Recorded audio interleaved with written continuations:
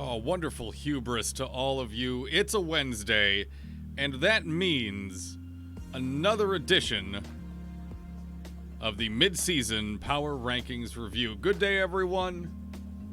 My name is Dan, and joining me here are three wonderful guests who believe they know what's going on in Blaseball. Now, we are having a little bit of issues with the stream itself. It's hiccuping just a little bit, but I can promise you all the YouTube recording will be absolutely pristine and will be going up later this evening. So, and with that being said, we have to introduce Ifbiff first. Ifbiff with Sibber, who will tell us how to pronounce Sibber at some point here, also apparently has a friend. Ifbiff, yes, who is this friend? This is the OG, the original Gizmo. For those of you who know me on Discord as Gizmo, aka Gifbiff. Oh. This is actually the original Gizmo. She was crying incessantly at the door, so she clearly wanted to make her appearance. And Sibber's pronounced those nerds over there. Perfect. Oh, wow, we got everything that's just loaded up right there. You also are, of course, a Worms fan, which we'll deal with in a little bit here. Just don't worry, we'll get to that. Next, someone who has had multiple members of what organization is this? BNN. Oh, brain stopped there for half a second. Multiple members of BNN on his and Beck's podcast. We get to have him over here now. Gio, good evening to you. How is your hubris doing today? Good evening to you as well. My hubris is doing great because I have no hubris anymore about Blaseball. So I just, you can't, if you don't make predictions, you can't have hubris, and that's my secret. Mind blown. Now, this is your first time on any broadcast here on BNN. So I know. Let's take a little bit of time here and actually talk about this week in Blaseball as well as what you do. So give more of an advanced introduction. Also, since this is your first time, go and give us your pronouns, please. Oh, sure. Hi. I'm Giovanni, he, him. I do host This Week in Blaseball. It's a podcast where we talk about This Week in Blaseball. It is a recap podcast where we go through every season and just hit all the beats. If you missed the season, then you just kind of want to get the high-level overview of what happened in it, as well as some just expert analysis from myself and my wonderful co-host, Beck, who is the brains behind the show, and I'm not. You should listen to it. It's a fun time, and we have wonderful guests on the show, including several people from BNN. As for myself, I run the gaming section over at digitaltrends.com, and I also do another video game podcast called Left Trigger, Right Trigger. If you like video game stuff. I mean, video games are okay. They're okay. Not great. It could be better, but they're good. And I think most importantly, we should have left out here is I am a Canada Moist talker for life. I'm Hydration Nation, ride or die to the end of time. You deeply appreciate the spot. Yes. Is that what it's called? Yes. The spot? The spot? The spot? I'll work on that. I don't know. Where are you going with that? The dot. Yeah, is it the dot? The spot? The dot? The orb? The orb. Okay. The orb. Oh my god. You can't disrespect the orb in this way. The orb is sacred. Oh, is it now? You're not even allowed to talk. Who told you about orb? You can't know about that. Oh. Get out of here. Oh, what is this? There's going to be a hook, a little cane that just sneaks onto the screen. Yoink!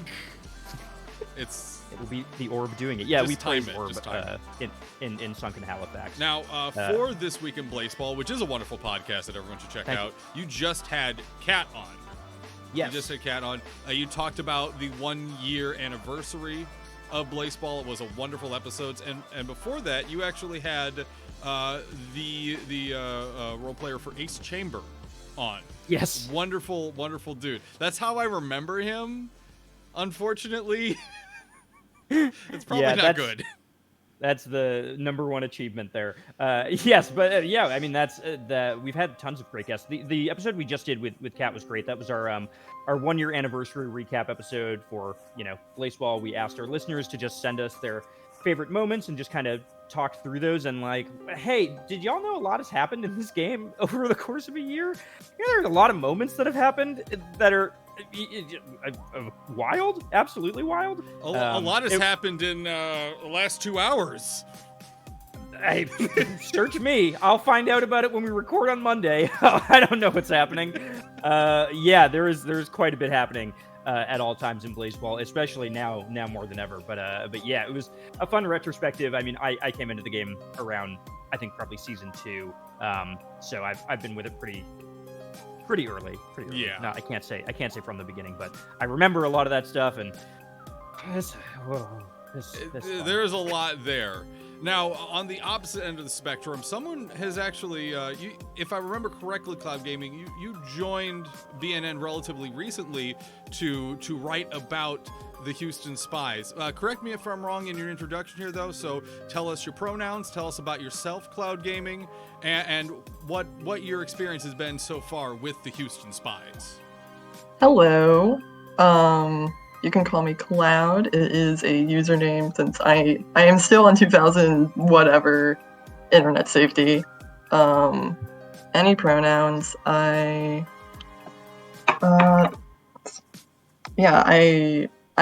been into Blaseball since like season 3. I joined as a Crabs fan since I grew up near Baltimore, and then flew to the Spies over expansion era, and that's where I've been ever since.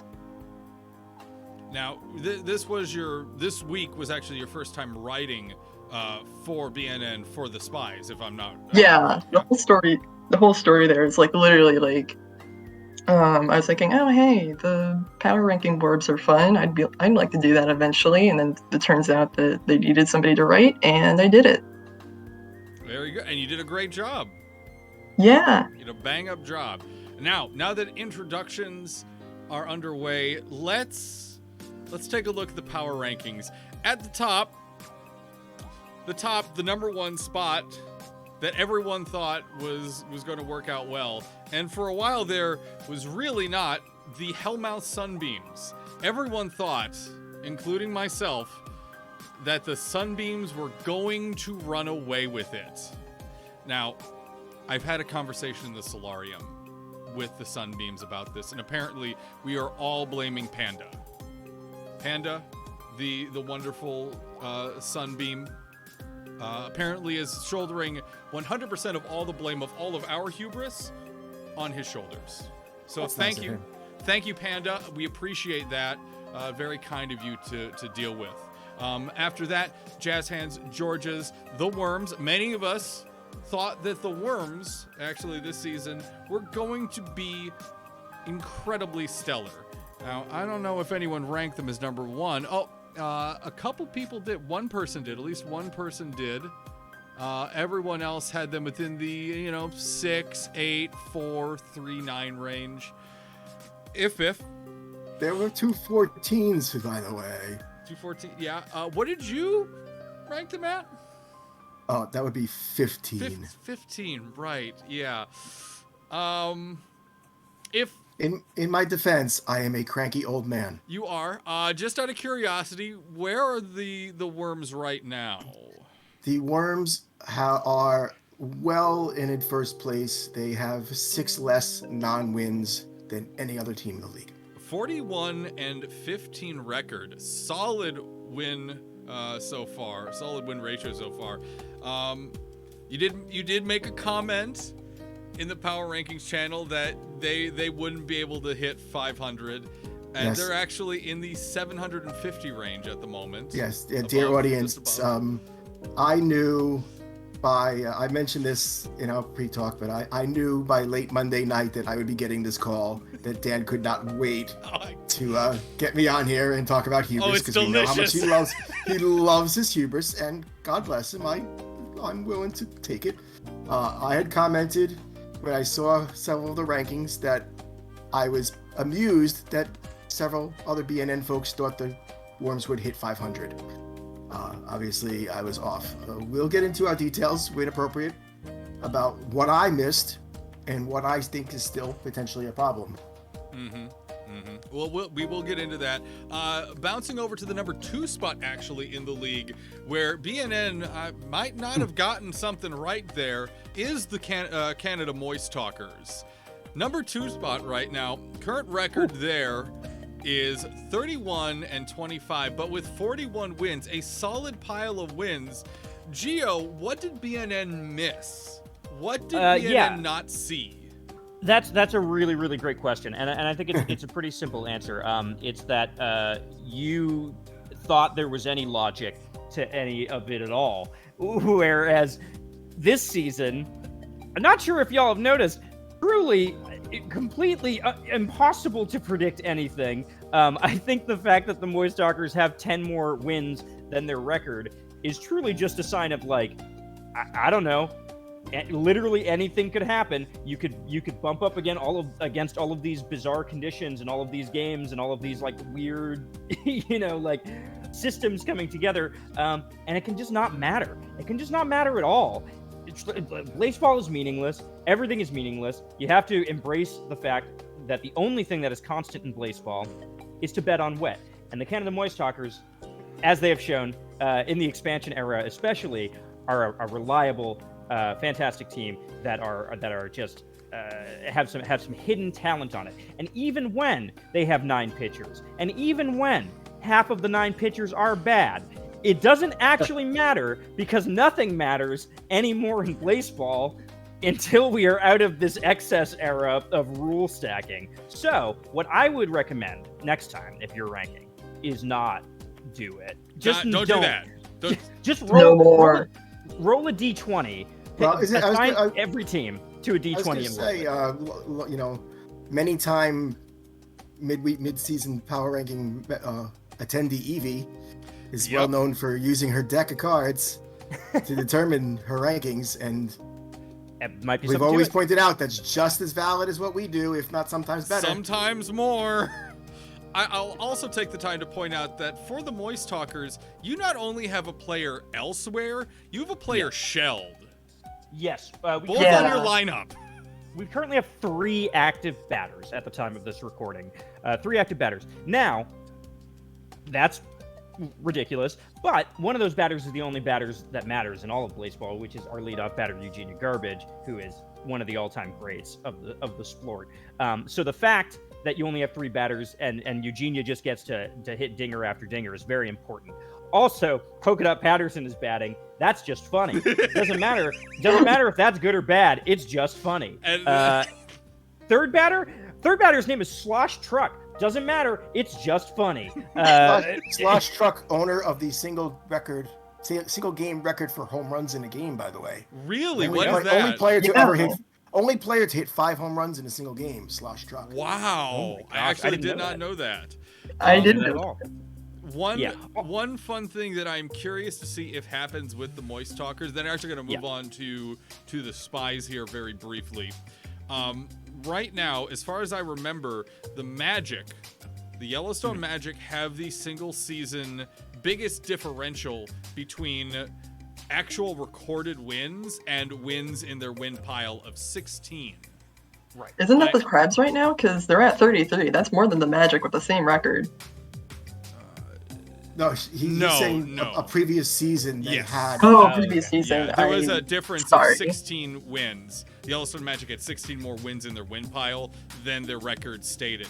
I'm curious if the Moist Talkers can beat that record. Here's the only thing I'll say, and look, I'm not a numbers person. I'm a narrative person, right? I'm all about the narrative of these teams. That's kind of my thing. Moist Talkers historically are. I'm not going to say a choke team because we have 2 championships, but we are a front-loaded team that starts seasons very, very well and kind of falls off halfway through. Very historic in Halifax, sunken Halifax, that happens. So I think you kind of start to see the Moist Talkers fall off after this point. I feel like they got a lot of extra wins early on, and that's really inflating it, but I don't know if that number is going to keep going up. I could be wrong. Now, this is where I get into hubris, is because I'm predicting things, and I said I wasn't. Oh, we get some hubris already. Hubris. You have a bell? You have a hubris bell? I don't. That. I don't. No. Ring it. It should be more of a boing anyway, I would think. But... Yeah, just a spring. No, it's the alerted sound from Metal Gear Solid. Yeah. So that would be my hubris prediction, is that the Moist Talkers end up falling a little bit. I wouldn't be surprised if they don't even finish mild low at the top. Oh. Playoffs? Okay. We'll see. I think playoffs. I think playoffs definitely. Moist Talkers have a lot of games against really bad teams in late season. doesn't. None of it matters. Literally none of it matters. The schedule, throw it out the window. Whatever you think you know about Blaseball, instead look at whatever weather condition is happening or whatever runs are negative but also positive and divided by 12. Like that's all that matters anymore, right? That's all that matters. It's all that There's matters. numbers, they exist. That's Blaseball. Numbers exist. Numbers do exist. We can't throw the confirm stars that. out the window. Throw the stars out the window, throw the numbers out the window. It's just narrative. We just got to look at narrative. And if we're looking at narrative, then that is much easier to process, because then narrative is the lens by which you can say, oh, the Jazz hands, we thought they would do really good, but they're not doing good. And you can say, well, historically, this is how this team has performed and this is how it's gone for them. There we go. All right. That's what I'm basing this off of. That's why I think the Moist Talkers might have a tougher second half of the season. It might finish on top for mild low, but I could see that number dropping off a little bit. That's fair. Speaking of, unfortunately, having a little bit of fall off, starting out, the Houston Spies shot up to the top of the wild low there, definitely competing with the Ohio Worms. As it stands, I'm trying to find the experts at BNN predicted them at 14 in the league. I believe Experts. they're pretty. I believe the Spies are now actually pretty close to that mark. Yeah, I'd have to count since Wild Low is like that. Mm-hmm. What has happened, Cloud? Because again, we saw that big initial surge of power from the Spies. That has tapered off dramatically. They're back towards the middle of the Wild Low, towards the middle of the Wild League in particular. Tell us about it. I'd have to double check some stuff, but honestly, I think a good amount of it was just hype, because I think there was 2 shame games pretty early-ish on, maybe overnight, which is why I'm not certain of this, but I know we had hype and that definitely helped. I think there was just some scheduling too, because I remember a good amount of Jazz Hands games, couple Wings games, that sort of thing. And just we're now on the schedule where it's Wild Low and it's much more difficult.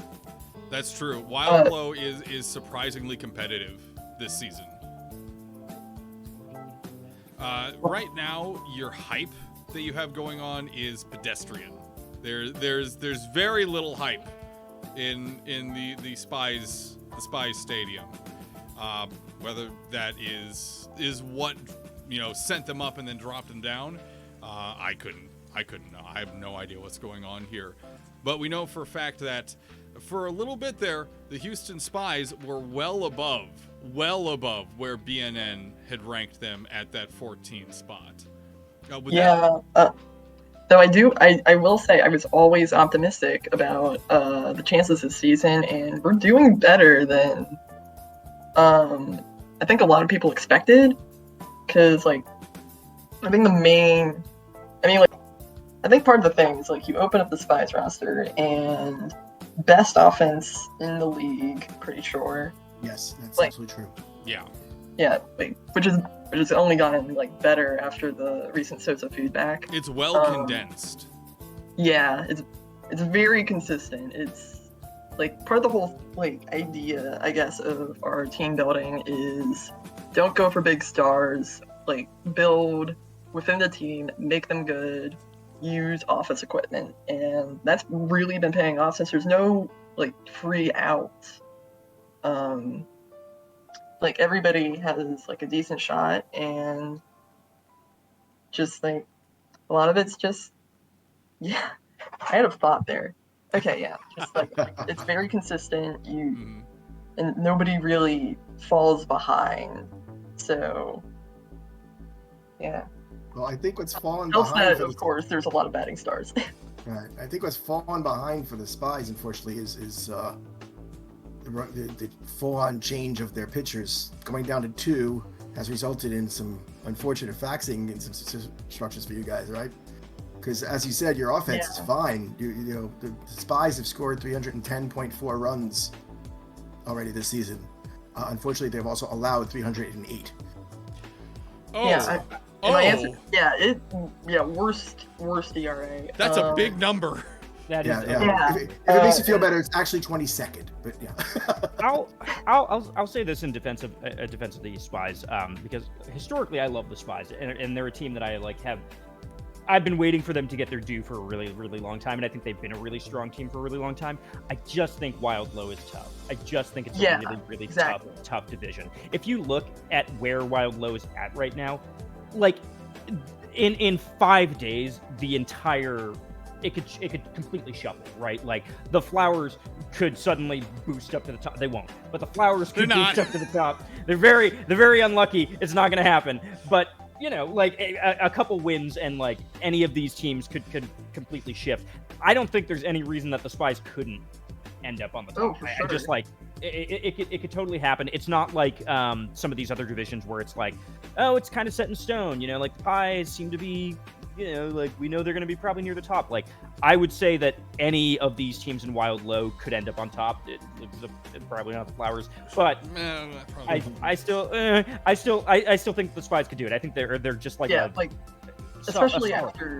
especially after the Souza feedback, because what's going on right now is we do not have good defense. That's the main reason for having so many runs allowed. Because Bennett's good, Plums is good, Chet's existing. Chet exists. Great. That's all that matters sometimes. Has good Shakespearean. Wait, can I talk forbidden knowledge? I forget. I allow a little bit of forbidden knowledge here. I don't want to take time and put it under a microscope, but a little bit of forbidden knowledge is a good thing. The existence of attributes is considered not safe nowadays. It's apples. Yeah. Okay. Right. Anyway, so my point. Yeah, we have good pitching, but the defense isn't as good. It's better now that Souza's back, but once Reese voicemail's out, it's gonna get better. But it's better than it was. I'll give it that. But sure. It's still pretty desperate.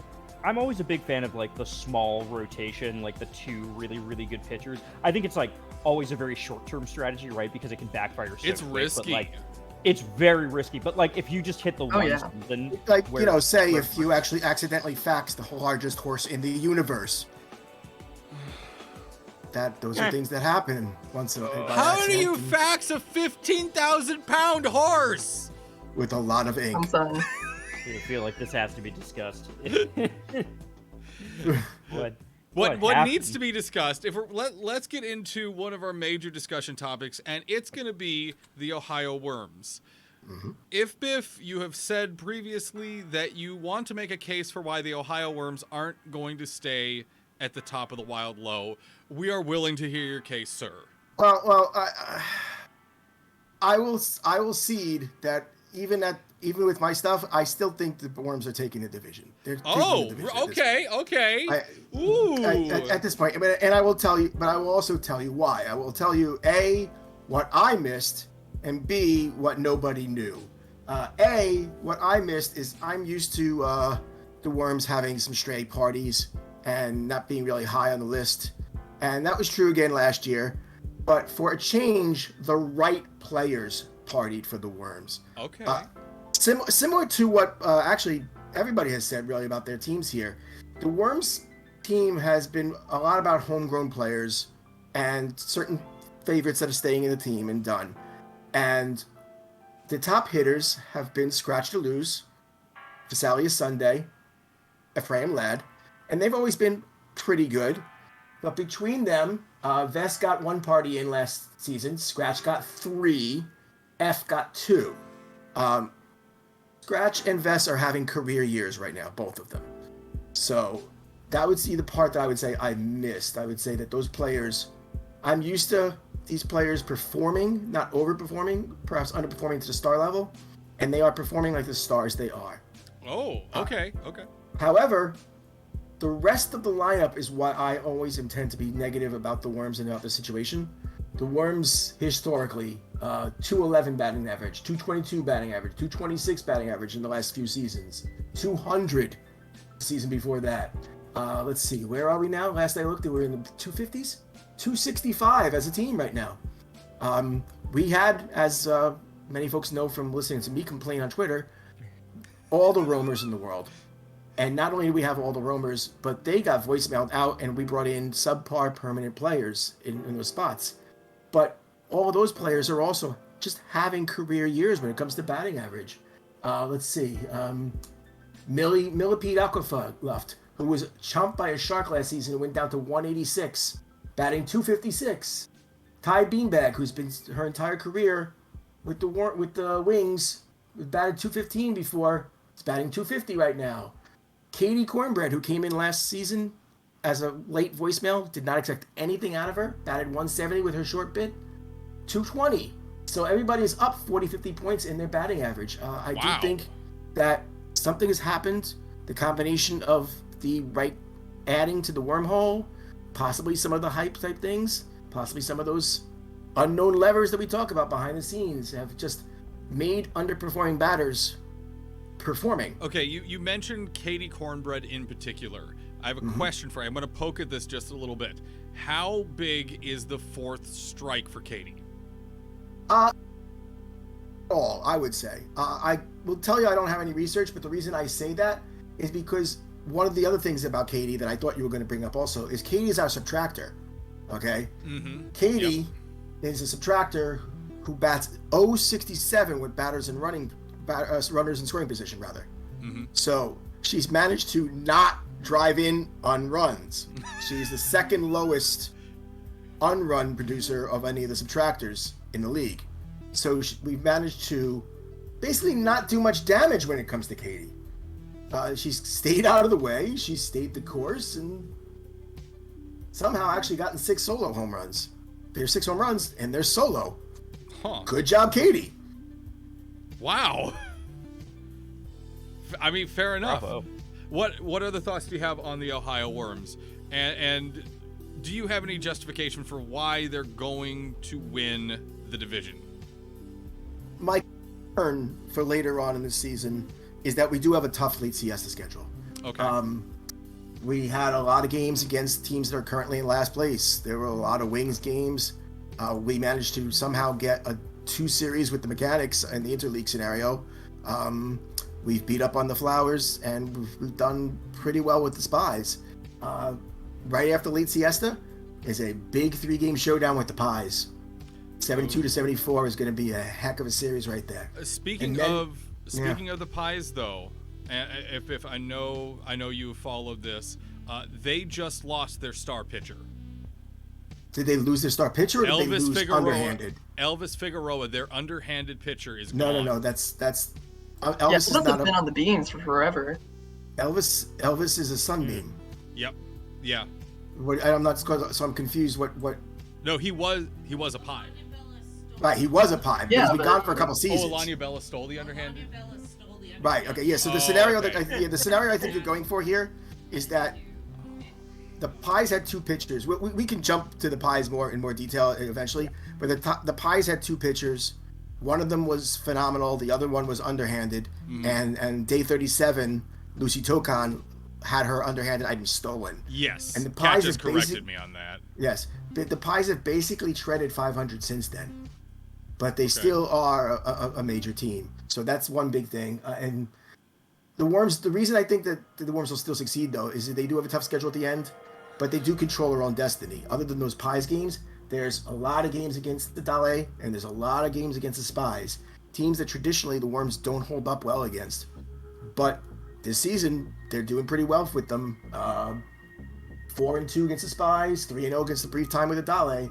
So, if we hold on to that, I think they can hold on.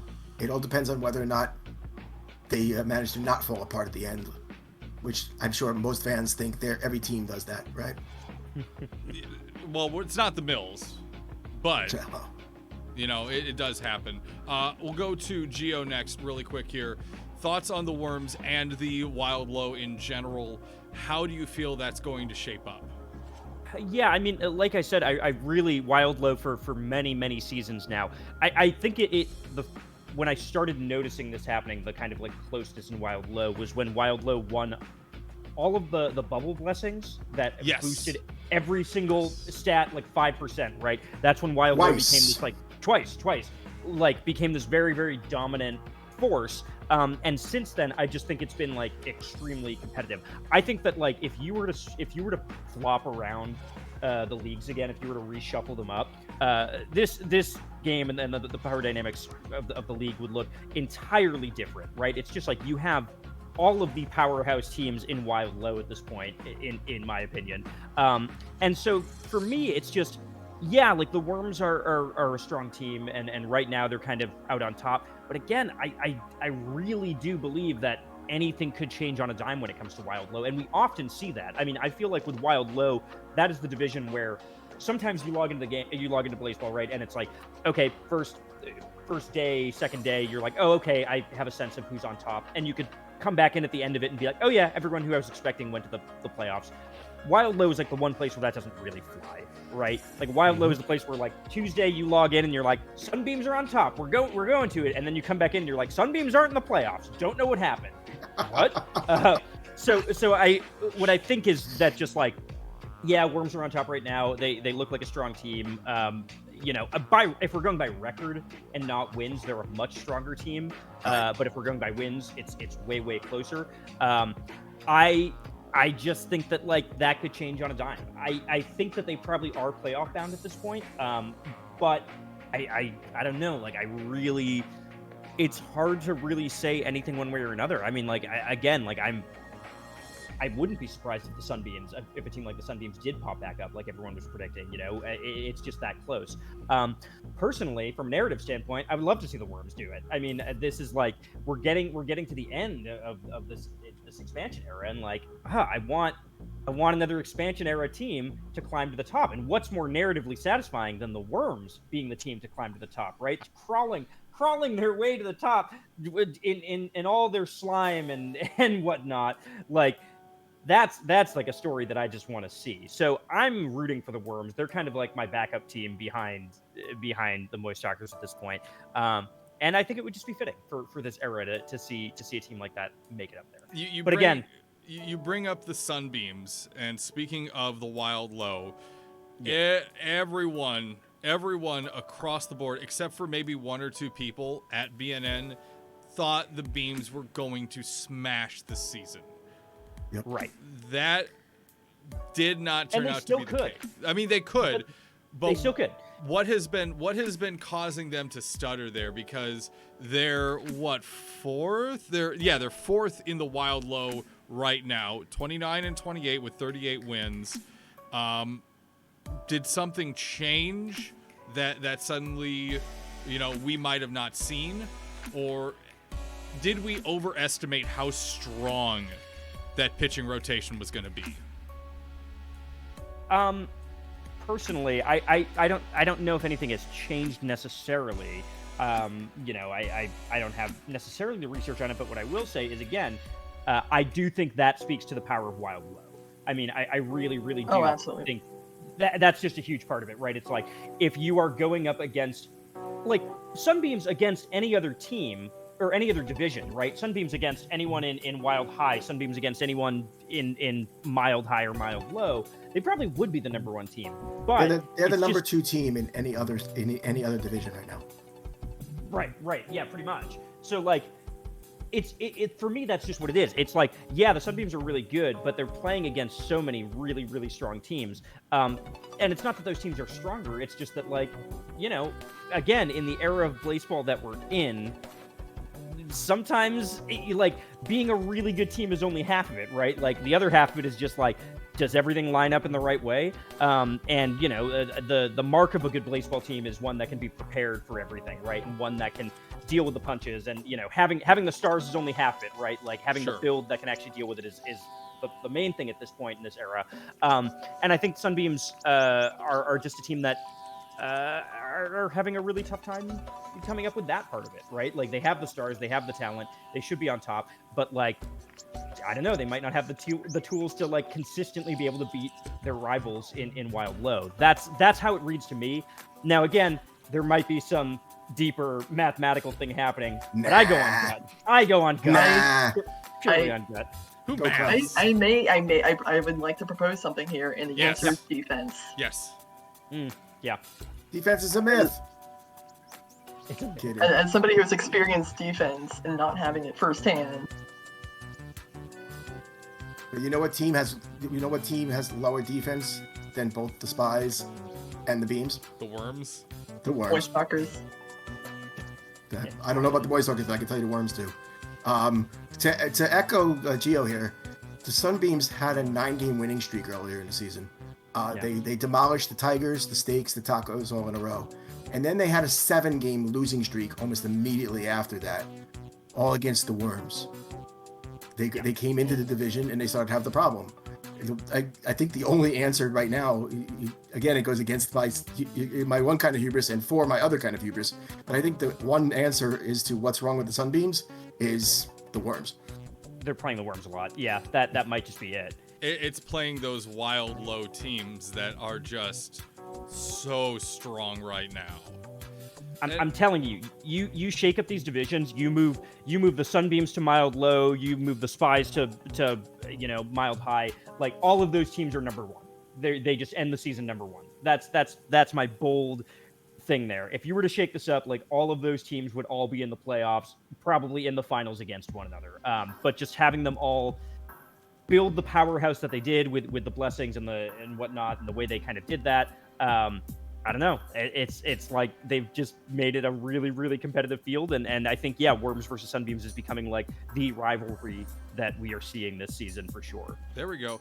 Cloud, both Gio and Ifbif mentioned, strength of schedule issues, especially with teams going up against mild low internally. Mentioned star power with the Beams in particular. I mentioned that, I think maybe we overestimated the power that the Sunbeams have in their pitching rotation. Where do you think the Beams are currently tripping up, and how can they recover? Honestly, part of my answer for that is I'm not exactly sure. The whole base blood plus Moxie thing is absurd, obviously, and that was my thought. Yeah, so just the whole base blood is crazy good, especially on their team. The rotation's solid. And honestly, I would agree. It's wild low because if you look at the standings, they're third, but then you actually look at the numbers, they're 1 game away from number 2, and so really it's just how tight it is.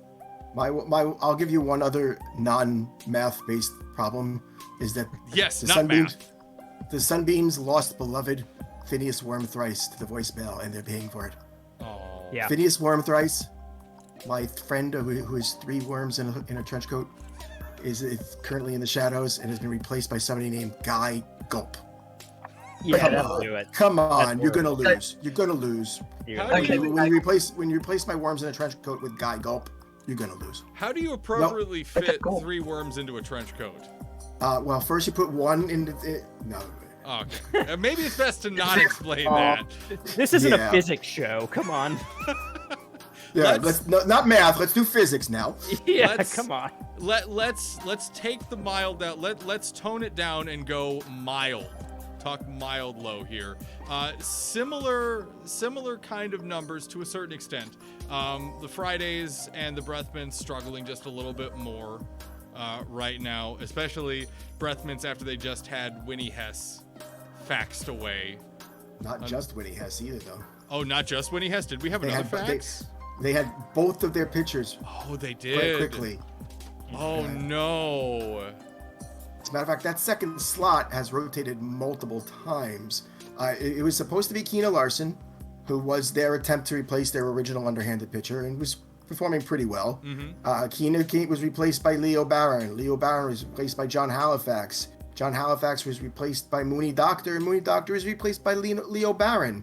That second slot was falling apart, and Winnie, much like she did last season, was really carrying that entire team on her 15,000-pound back, and now she's gone too.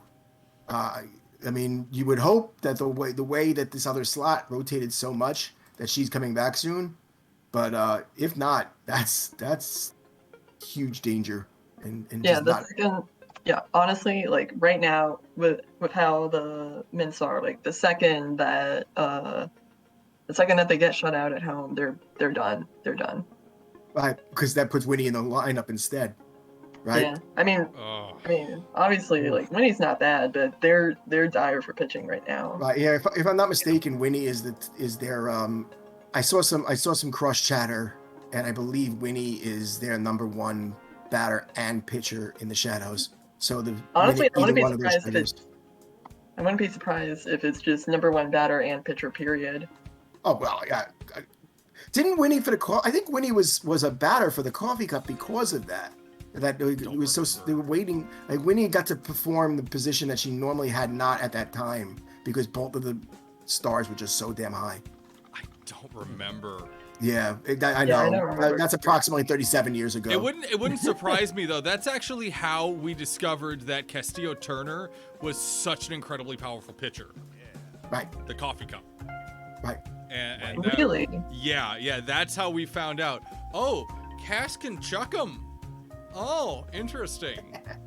I was still a Flowers fan at the time, and I remember us figuring that out and realizing, oh, Cass is not just a pitcher for the coffee cup. Cass is a captain pitcher. Yes, Winnie has been a pitcher for the Breath Mints eternally. Has never done anything else. So the only time she batted was in the cup. Yeah. Now, so far, the Moist Talkers are handling the mild low pretty impressively. The Magic started out solid. They counterbalanced pretty dramatically, and now they're sitting just under the 500 mark. Them's the breaks. I don't think we even want to be perceived this season. The Baltimore Crabs are sitting at a similar record with 2 extra wins in their pile. And the Charleston Shoe Thieves are actually sitting between Moist Talkers and the Crabs at 6 games behind Canada right now. So starting out this time with Cloud, where does the mild low go from here? Does Canada hold on to things? Do we see the Shoe Thieves make another run at things? Do we see the Shoe Thieves possibly in the postseason? What are your thoughts so far? Honestly, I can see the Moist Talkers holding on. I'm gonna be honest there. Like rotation big, but like true fax machine, and like they still have a lot of very strong pitchers. So, and like, well, not to mention slow build on that small lineup. Eugenia is crazy. It is. Shoe Thieves, I'm gonna be honest, I don't know. I don't know why they're this good. Jordan's bad. Vella's gone. They've got blood back in the lineup. I guess like they have Connor Haley, but like that's kind of it. Looking at this, Agan Harrison's pretty good. Dixon's pretty good. Dixon's good. Rotation has shaped up since the endless faxing days. They're good, but they're not like second in division good. Okay. Yeah, I'm surprised by the Shoe Thieves myself. And but then that's honestly, like, hold on, let me see. Like they have a good amount of like extra wins, but it's not that much more than like a lot of their competitors. Nope, they're pretty much there. They have 7. They're at a +7 right now. Their lineup strikes me as, and maybe this is an unfair comparison, but oddly similar to the Flowers lineup, where it's large, it's spread out. They have more star power that's condensed, but it's still a large lineup. I would say that that it's more applicable to the Fridays when they had kind of a long lineup, but they were stars I know all you're over the talking about place. actually. Yeah. Yeah. I think this is another team that has some benefit from whatever that same background knob that the Worms are having, because I can tell you that Esme is having a pretty good season in comparison. Ever since losing Haunted, she gets to play full time, and it gives her, and she seems to like it. She's doing much better than she has before. She is Connor, a subtractor, though. What does she have now? Subtractor. Oh, subtractor. Right, but she's managing to bat without killing the runs. I have the subtractor list somewhere. Let me see if I can find it offhand. But she's not killing them with that either. So that's one of the things. Yeah, as a matter of fact, there you go. She's only done negative 9.5 runs batted in. So she's managing to be on base and bat and score for the other players instead. That is the second lowest negative subtractor score. Katie is the third. The least offensive subtractor, by the way, is Wanda Shen for the Tacos, only at negative 9. Oh, but she's also just not hitting. Wanda was elsewhere for a while, though, right? Yeah, exactly. She's just not hitting and not batting as much. So I think the lineup is getting the same kind of back end boost that the Worms are getting. Mm-hmm. I think you mentioned. Yeah. Of course, we can also bring in the good classic variants there. Of course. But and also another thing, Cloud, that you brought up was that the Shoot Thieves, if anybody else, got a lot of good use out of that fax machine. They wore out the ink in Charleston for those first couple of seasons, and it's paying off now. I mean, you look at the stars in that rotation, and even when one of them falls up, another player steps up, and it's a pretty damn good rotation they have for there. And, not for nothing, to try to redeem myself a little bit, but, one person had them in 7th place on their ranking, and that would be me. So I do think that they are a team that can stick around and be a number 2 seed in a division, at least, if nothing else. I do think that the Mile Low is going to stick around as talkers Shoot Thieves. I don't think the other teams catch them. Gio, as a Canada fan, do the Moist Talkers have the ability to stay in control of the Mile Low with the Shoot Thieves starting to look at being able to challenge them? Do they maintain a gap? What happens here? Yeah, it's tough. I mean, what I'll say is that right now the Moist Talkers have a really good advantage with the fact that they are running with a 3-batter lineup where their leadoff batter has slow build. I mean, it is just monumental. It is like such a monumental, important thing. And to have it on Eugenia Garbage, who again is really a secret weapon of the game and has been since the Discipline era, just very quietly one of the best batters in the game, and one that has been like a career Moist Talker, which is really impressive too. I mean, we don't get a lot of players like that anymore. She really is. Again, you just kind of get into that question of, do you have that curse, right? Are the Moist Talkers going to bump into that thing where, back half of the season start to fall off? I am still really worried about the pitching rotation, and the reason I'm worried about it is because, like, we have seen historically that a pitching rotation like this I don't know, it usually doesn't work out like this. In fact, if the Moist Talkers are able to pull this off, in my opinion, it'll be kind of historic. The fact that, like, we have been in an era for so long of Blaseball that has been like the small pitcher era, right? Where it's just like a couple of pitchers, really, really strong, 2 or 3 5-star pitchers, whatever, and teams that have a ton of like unruly rotations, pitchers in there don't tend to do well. The Garages being like the prime example of that, right? Like just a really inconsistent pitching rotation for a long time. Couldn't put anything together. If Moist Talkers are able to hold on, to me, it's a very historic change that is like, hey, batters actually really do matter. And they always have, but like we have been in an era for so long where pitching has been such a high priority. So I think that's something to watch. I think that'll be like a huge narrative if that happens, because it'll kind of be like, oh, all right, actually just like a really tight batting lineup with like the right sauce can make it work.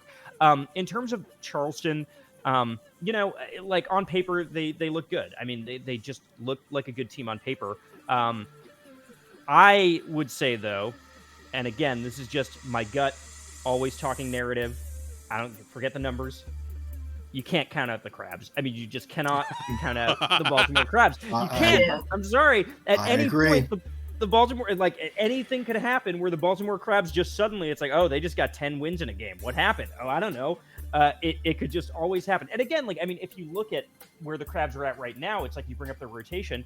Right now, they have their worst pitcher elsewhere. So it's like they have 2 like 5-6-star pitchers, and that's their whole rotation at the moment. And it's like they could very suddenly in the next like 10 days or the next 20 days, whatever, take advantage of that and just win and win and win and win and win. So that is something that I think you have to like really look out for. Is you always have to be thinking about the Crabs. You really do. Like, you can never count them out. They're in third right now. I would not be surprised if they're in second by the end of the season. This is why I wanted to focus on both the wild low and mild low tonight. The wild low, those top three teams, 44 wins, 39 wins, 39 wins, and then 38 wins on the Sunbeams. That's right. They're right there.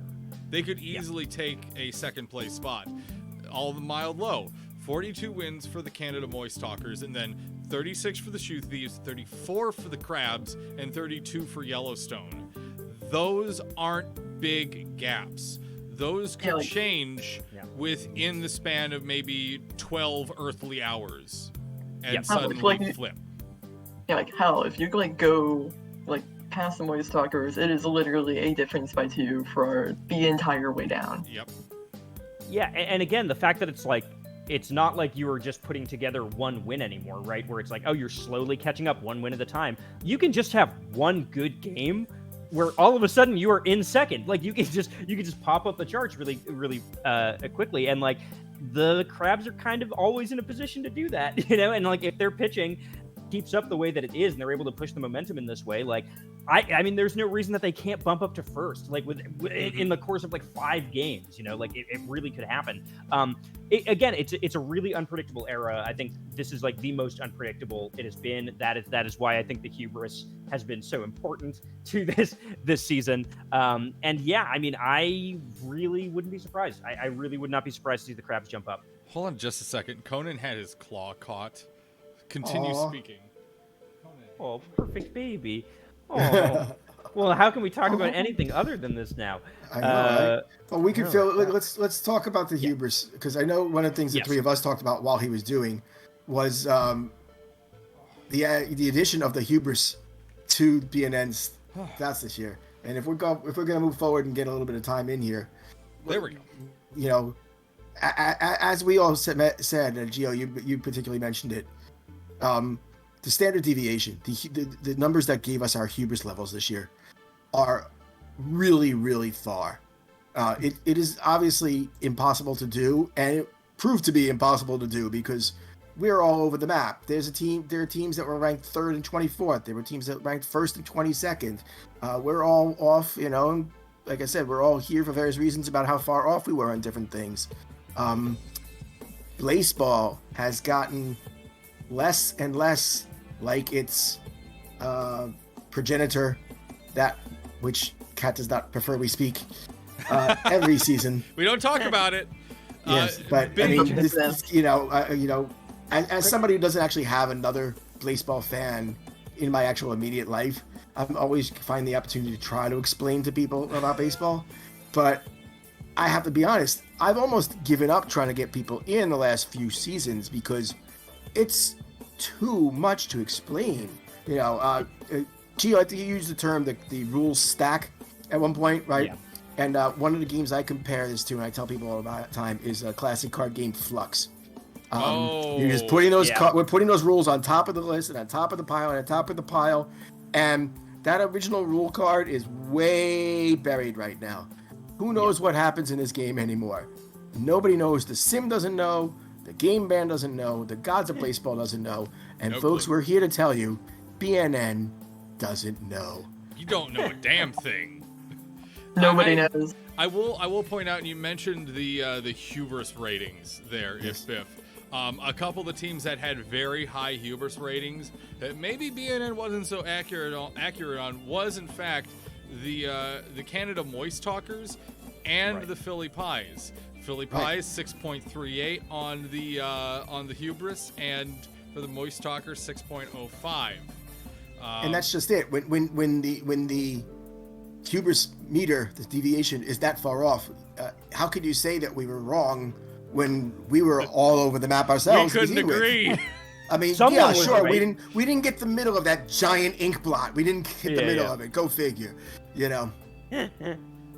There was one person who actually, Gary, who called number 1 for the Philly Pies that really helped push that hubris, that deviation number. Right. The Pies actually have a rank 1 and a rank 24.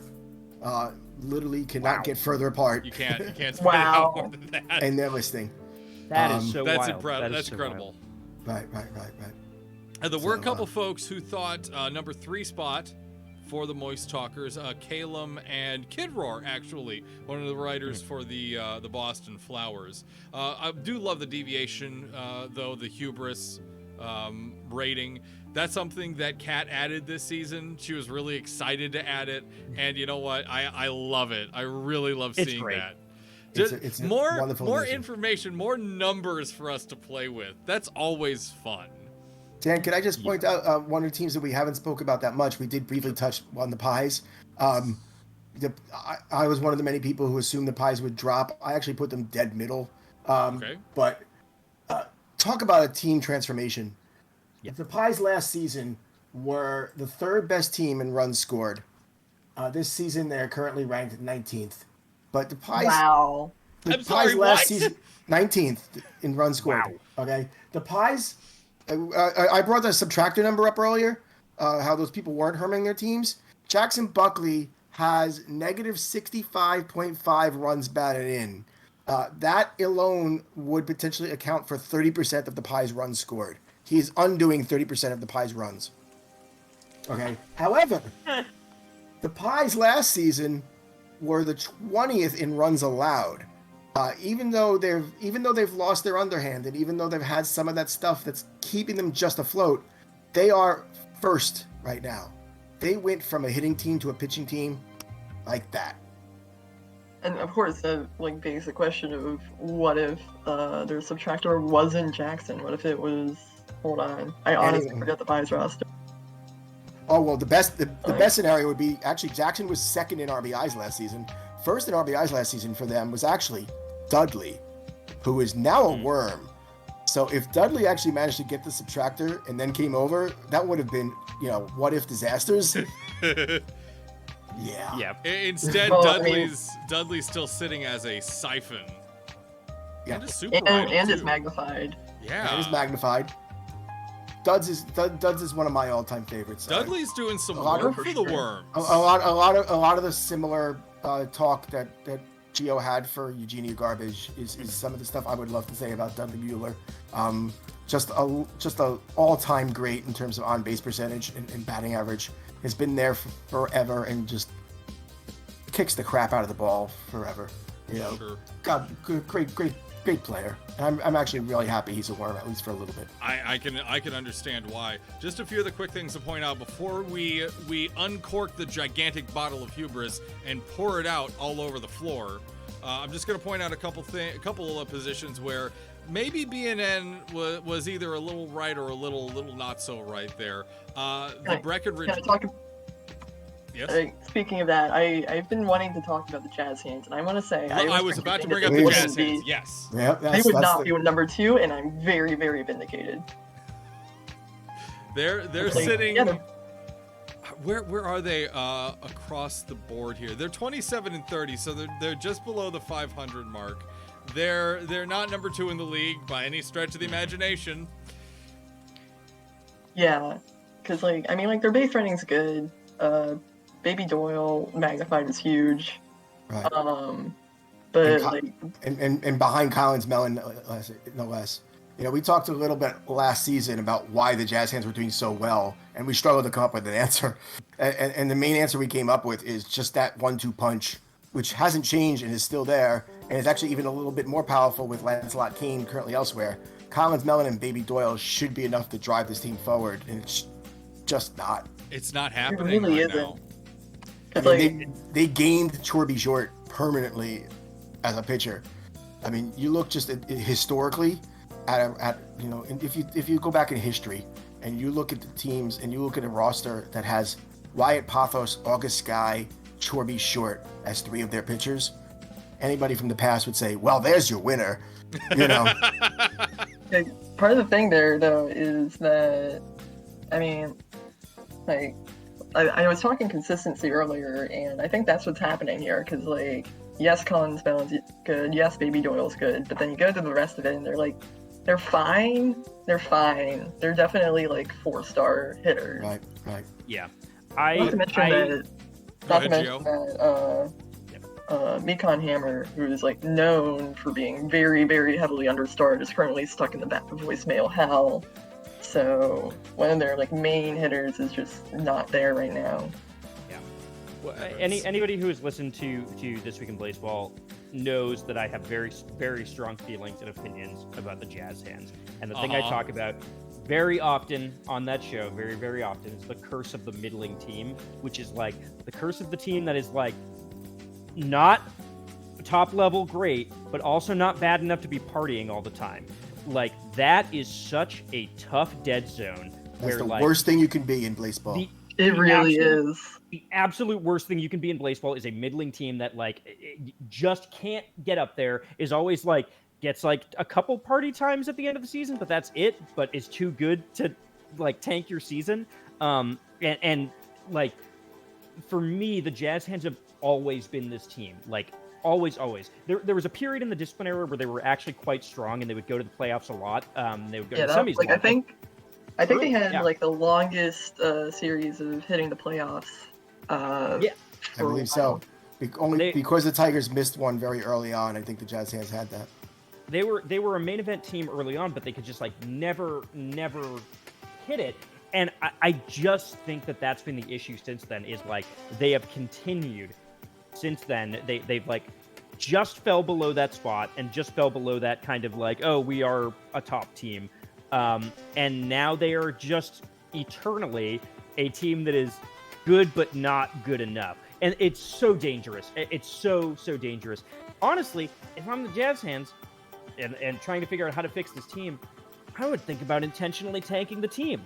I would start thinking about using Wills to completely destroy the team a little bit so that you can start actually like pushing them into party times and start rebuilding from there. Yes. Gio? Yep. What Wills? Oh, yeah. What no, Wills? yeah, that's right. Of course. There are no Wills anymore. You could have done it. That's a path that so many teams have taken, for a couple of seasons now. I mean, again, I talked about this again last time I was on with Dan a little bit, but it's a path that some people just assume the Worms were always going to try to do, because of our unique situation with Bottom Dweller. But there are times where teams were doing that, and it pays off. It absolutely turns around. It's the equivalent of, again, real life sports, tanking for those lottery picks, but I completely agree with you that it feels like the worst thing a team could be is a 500 team. There just needs to be a radical shift for the Jazz Hands, and that's what I've been saying for like 10 seasons now. Is like something just massive needs to happen to this team that completely throws them in one direction or another. Like them completely tanking to the bottom would actually be good for them at this point. That is my hot take on that. Sure. The thing is that they're like part of the middling. Like I've already said, like they aren't very consistent. Mm-hmm. Yeah. But I feel like that's a bad phrase. Like they have their good, very, very good players, and the rest of them are like consistently this middling player that just isn't enough in today's meta. In a similar position, strength of schedule hurt them a good bit more, but in the 3 spot for the BNN Power Ranking, the Atlantis Georges, definitely wrong about that. 27 wins in their pile, record of 22-35. Strength of schedule has definitely hurt them a little bit more than some of these other teams, but still in that range of they're kind of consistent and somewhat okay. But because there's so much strength, especially in the Wild League,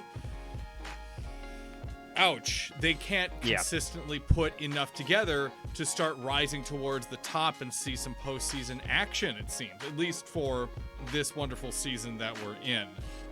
Currently second to last in the Wild High. Really quickly, because we are running out of time, what is going on with the Georges? Why did BNN think, hey, they're going to be it? Number 3. Yes, absolutely. And they're second to last right now in Wild High. 2-13 against the Dale. Wow. Ooh. Yeah. Man, even with Caleb. That's brutal. I think the Georges got a little of the hype scenario that I was talking about that people see when you don't know a team as well. The Georges improved for a couple seasons in a row there. They looked strong. So people just looked at the team, saw all the stars, saw the gold stars, saw names that were coming up and said, oh, that looks really powerful. But there's more to a lineup, there's more to a batter, and there's more to a pitcher than the stars. We say it time and time again. Yeah. You know, and whatever knobs happen behind the scenes seem to not be for their stats and their stars in comparison. Yeah, and also, like, not to mention, like, Fish Summer's been elsewhere, like, the majority of the season now. That's true. Wow. That's So true. like, there's, like, now, after the feedback, like, their strongest hitter is just gone. And it doesn't help that their subtractor is at the end of the lineup and known for hitting home runs. Oh, that is brutal. I didn't realize that's that the second. Geraldine. I didn't realize Geraldine Frost was their subtractor. She's the number 2 negative RBI producer of all the subtractors behind Jackson. Ouch. She has harmed 23.4% of the runs that the Georges attempted to score. Wow. Whew. That's brutal. That's absolutely brutal. Yeah, and I think, like, the stars. the whole Fish Summer thing there is actually, like, contributing to that. Because, like, usually it would be Fish doing the cleanup there, but instead it's their subtractor, which really sucks. Right. That's true. Was Fish their leader? I think Fish was their leadoff hitter before the reverb. I don't know. I think I'm not sure. Again, see, this is one of those scenarios. We don't know the team enough. it might there might have been a reverb at some point that I never noticed. I don't know. I don't know anymore. Yeah. That doesn't. I don't know if that doesn't show That's any my- changes. I don't know anymore is really just kind of like the tagline of Blaseball this It season, really I think. is. Yeah, Yeah, you pretty just much. kind of summed it up very well. Numbers exist. Now Umbrella. let's go ahead. Let's dial it back here a bit and uncork our containers of hubris. I'm gonna ask each of you who is going to the finals for both the above and below. Who are we gonna see? What 2 teams are we gonna see in each? If you want to call a winner, you can, but you don't have to. You don't have to. So I will start with If Biff. Give me your hubris. The above and the below. What 2 teams do we see for each? I am so torn on calling the Worms or not. Say damned. it. I'm damned if I Say do, it. and I'm damned if I don't. But because the other team that I really want to say is a team that we have not even uttered the name of once this entire hour. Okay. And that is the LA Unlimited Tacos. Remember them? You know, they're second place team right now, and they have some stuff going on. They're hardly in their optimal structure, but they are one of the few teams that had that 2-pitcher structure going, and it's holding on strong. Lucas Petty, Yummy Elliott, 2 great players there. They still have some top line batters in there, even if they have some struggles because they Vito back in the lineup. Wanda is negative in the lineup. But somewhere between those Tacos and those Worms, it's going to be one of those 2 teams. And I'm going to go ahead and pre-splash for Gio and say that it's going to be the Moist Talkers on the mild side. Okay. They're going to hold Let's on. evolve. They're going to hold. I see no reason for them not to hold on. I think the pies are going to even out too much, and the Moist Talkers will be able to get past them. You know what? Let's do it. We might as well just like completely bury anything I said before and said this is going to be Moist Talkers Worms. Okay. Moist Talkers Alright. Worms. I like to see that. Mm-hmm. And then for the under bracket, who are the 2 teams? The other thing we didn't get to talk about today, and we just won't have the time, is the sheer lunacy, the absolute insanity that is the traitorous Boston Flowers. I got to show That's the panel. gonna be a sound clip. Someone's gonna clip that and just use that. That was beautiful. Go for it. Go for it, Watchers, Boston. please go back. Yeah, Boston. Go for it, Boston. I had the opportunity to show the panel my Candyland ripoff, Concrete Shoe Land, which tracks the 32 changes of that one set of shoes in Boston so far in the first Kat 45 just days. popped in and said it wasn't done cooking yet. Yes. But those flowers are. I mean, we all know the Flowers are knuckleheads. We all know that God knows what the hell happens over there all the time. But this is prime Flowers season. This is the Flowers at their chaotic best. I can't see anybody possibly stepping on their own feet nearly enough to stop the Boston Flowers from defeating the core mechanics in the underbracket this season. Wow. I forget who put this out there. But someone mentioned that between losing Cass and losing Shorby Short, it was to combine something 50-something stars they lost. Oh, between God, those two players. Right. You're kidding me. That sounds about right. That's But let's continue to bat our best batter, Jacob Haynes, 14th. Listen, it's for the best because Jacob Haynes cannot run, cannot steal. Yes, He is incapable. Gloria Bugsnax will continue to choose to steal the weirdest things possible. All right, so Flowers, and you said core mechanics, yeah? I do, Okay, yes. But all right. The Flowers are going to step on. You know the scene with Sideshow Bob with the 30,000 rakes? Yes. That is the Flowers on the way to the Under Championship. This is All what right. happens with Among Us game nights. God. And the Flowers Among Us game nights on the in the garden in their private Discord, in their separate Discord, is hilarious.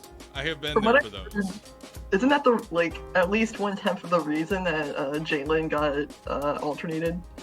I have no idea. I've heard it before, and I really hope it's true. I'll have They to are a ask team Kat about that has- that. Kat would know. Yeah. They are a team that has 2 different players named Zebariah. One of them is an original flower. The answer is that it's complicated. Kat apparently says the answer, Cloud, is it's complicated. Someone may have lost a bet. Someone lost a bet? Well, no. I don't Was have it the Jalen? story. But basically, someone may have lost a bet in Among Us and so voted to alternate Jalen.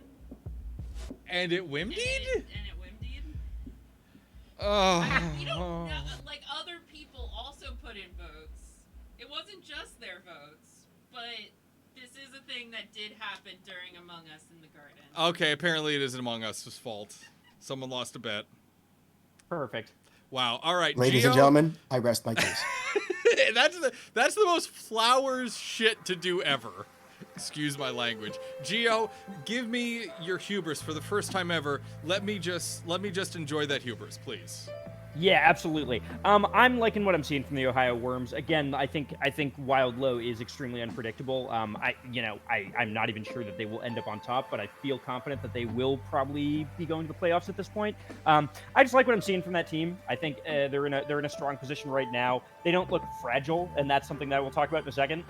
But I think Worms I would put from that side. I want it to be the Moist Talkers, but every time I predict the Moist Talkers, it goes wrong. Mm-hmm. So I'm gonna not predict the Moist Talkers, and the reason I'm not gonna predict the Moist Talkers Oh. is because that batting lineup is very fragile. If one thing goes wrong this season, that shakes that batting lineup up, it's over. Like the pitching rotation is way too inconsistent. Like I swear to God, if I predict them, somebody is getting burned alive and getting replaced with a tire. You know, like there's no, I don't know. Tire. Yeah. So Well, Wheeler? yeah, just I don't know, one of them. So I would say Philly Pies. I like what I'm seeing from the Pies right now. Actually, I think the Pies are a strong team. I think they were underestimated going into this, and I just think that like they have a really, really, really strong batting lineup right now. Again, their pitching rotation again is in a position where it is extremely fragile as well. If anything happens to Tiana, like yeah, I mean their season's over too. But I just feel in my heart of hearts that it's time for Pie. It's like it has to happen before the end of this arc, right? It has to happen. They have to finally get number 3. Narratively, I want it, and I think they're in a really good position to do it this time. If they'll win, I don't know. I do think the Worms look really good, but Okay. Pies Worms. Okay. And then the under bracket. Yeah, under bracket. I am going to say The number 2 power ranked Atlantis Georges are gonna be in the bottom. I don't know. Looking at the Georges right now, like I don't know. They look good on paper, but they're not doing well. I don't know. They only got 22 wins. I just think something's not working there. I think it's above my head what's not working there at this point. And I'm just gonna go with the flow and say it just doesn't seem like it's the Georges' time. I could see them in the bottom. And then I'm gonna make the most hubris prediction of all here and put another team that PNN had ranked very, very highly and say that it's gonna be the Breath Mints. Yes! Breath Mints are going to be maybe the first team to ever win a championship and then win the under bracket back to back. That's going to be my left field pitch. That's what I want to happen. I want to see them win and then absolutely lose immediately the season after. That would be my completely left field guess. I respect that. Okay, Cloud, your first time giving us your hubris. Let us have it. First off, the standard bracket. Who are the finals? Like my real answer is honestly like any wild low team. Like the favorite answer is Worms. I am biased in this. I am saying it, but I do think the Spies do have a chance if, because like there's one reason, and it's that Paula is next in voicemail queue.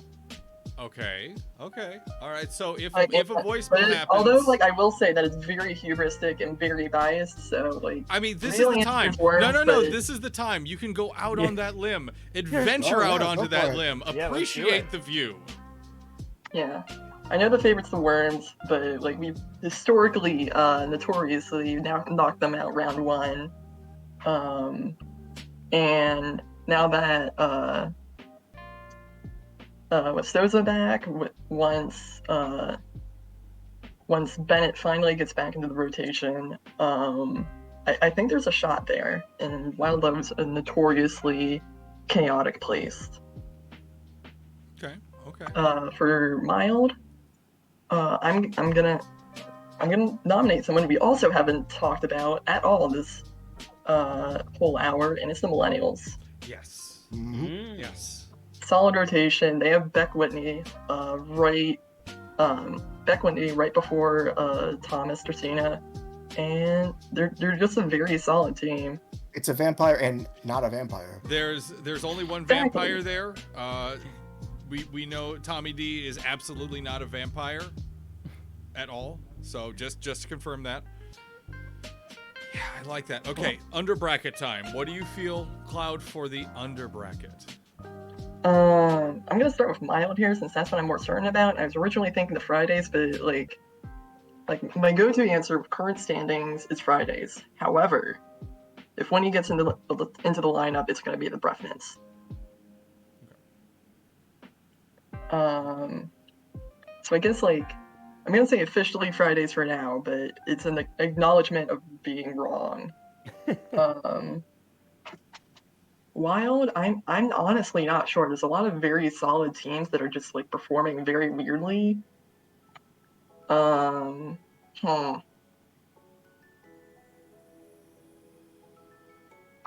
know what? I'm gonna agree on Flowers.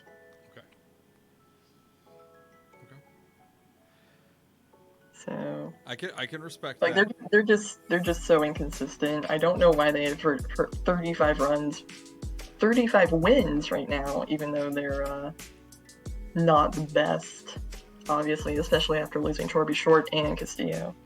The answer is at least half of those were black holes, the other team burping at them. I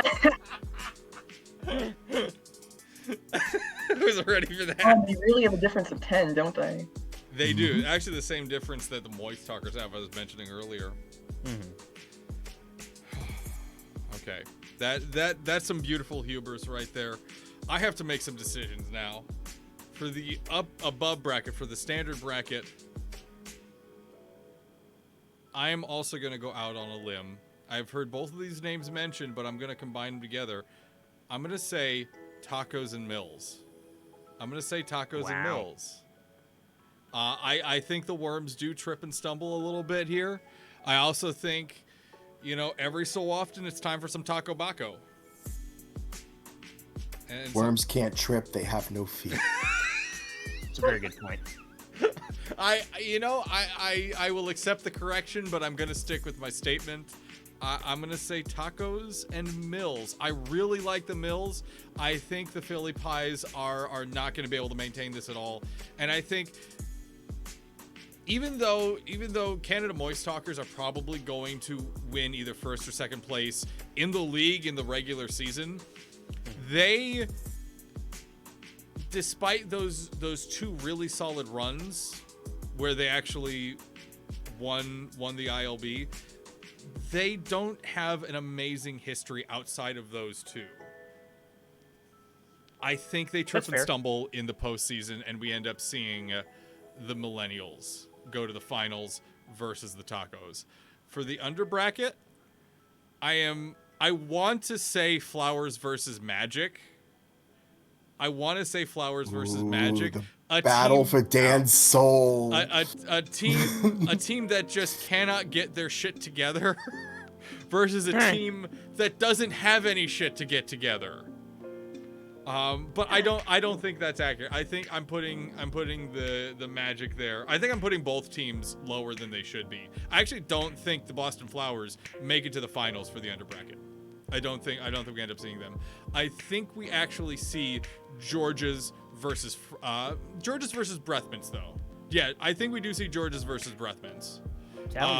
The unfortunate situation going on with the Breathmans rotation has so sidelined their season, has so just distorted what they're capable of. I feel like we see those two teams duke it out for the under bracket. Yeah. If I'm a Breathmans fan, I'm rooting for it. Like, I want to make that history. I was gonna say, I think Breathmans actually are fine with exactly what's happening. They've reached the mountaintop. They got their win. They're happy with that. They hoisted the horse to the top of the world, and now just do something stupid. Falling off of it as do something stupid. We're gonna get the Breathmans the lowest trend on Twitter this time. that one. It's gonna be an anti-trend. Yeah, very bottom of the list. Got it. That's what they use dislikes for, is to get the Breathmans negative trending. Right. There we go. Unlikes. Oh my God. We figured it out. We figured the puzzle out. And now that we understand what's going on in Blaseball and we've uncorked our hubris, we got to get out of here. Before someone... Just really, really fast. I apologize, but really, really fast. Also, I think since it's just happened tonight, it's really important to congratulate the game band.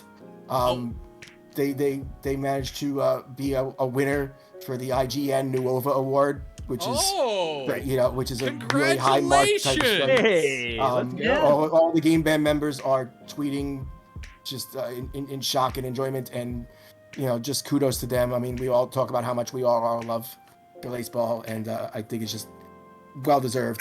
Especially on the week of its 1-year anniversary. It's literally the day after. Mm-hmm.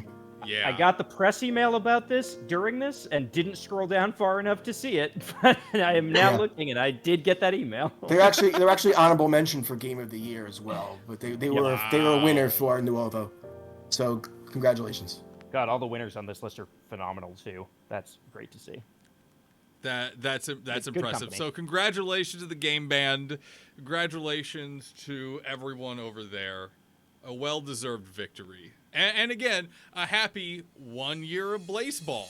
We made it around the sun once. 50 years.